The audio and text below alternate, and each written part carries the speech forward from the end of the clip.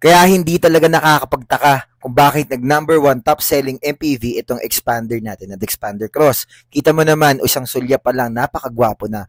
Equip siya ng T-shape headlamp, LED na din yan guys, puro LED yan lahat. Yan, ito yung side natin, papakita ko sa inyo yung 18-inch alloy wheels niya, naka two-tone na po yan roof, tsaka yung ating side mirror. Yan, pag nakita nyo yung interior, napakaganda, sobrang classy, para kang naka first class VIP. Ito yung center console niya guys, napakaluwag.